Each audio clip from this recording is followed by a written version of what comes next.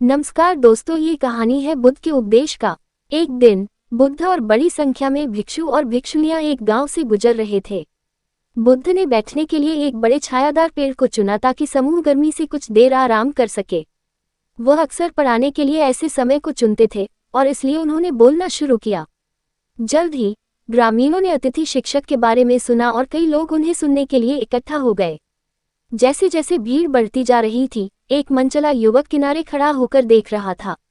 उसे ऐसा लग रहा था कि शहर से उसके गांव की ओर यात्रा करने वाले बहुत सारे लोग थे और प्रत्येक के पास बेचने या सिखाने के लिए कुछ न कुछ था। भिक्षुओं और ग्रामीणों की उमड़ती भीड़ से अधीर होकर वह बुद्ध पर चिल्लाया, चले जाओ, आप बस हमारा फायदा उठाना चाहते हैं।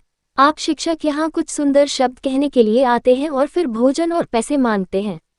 लेकिन बुद्ध इन अपमानों से विचलित नहीं हुए। वह प्रेम कृपा की भावना प्रकट करते हुए शांत रहे।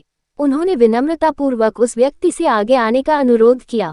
फिर उसने पूछा, युवा महोदय, यदि आपने किसी के लिए एक सुंदर उपहार खरीदा है लेकिन उस व्यक्ति ने उपहार स्वीकार नहीं किया है, तो वह उपहार किसका है? इस अजीब सवाल ने युवक को आश्चर्यचकित कर दिया। मुझे लगता है कि उपहार अब भी मेरा होगा क्योंकि मैंने ही इसे खरीदा था। बिल्कुल ऐसा ही, बुद्ध ने उत्तर दिया। अब आपने अभी अभी मुझे श्राप दिया है और मुझ पर क्रोधित हुए हैं। लेकिन यदि मैं आपके श्राप को स्वीकार नहीं करता हूँ, यदि मैं बदले में अपमानित और क्रोधित नहीं होता हूँ, तो ये श्राप आप पर वापस आ जाएंगे, ठीक उसी तरह जैसे कि उपहार का वापस लौटना। मालिक, युवक ने अपने हाथ जोड़े और धीरे से बुद्ध को प्रणाम किया।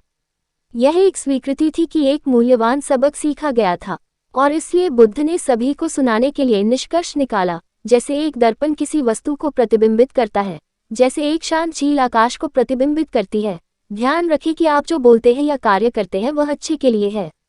अच्छाई हमेशा अच्छाई को पीछे छोड़ देगी और नुकसान हमेशा अच्छाई को पीछे छोड़ देगा। वापस नुकसान।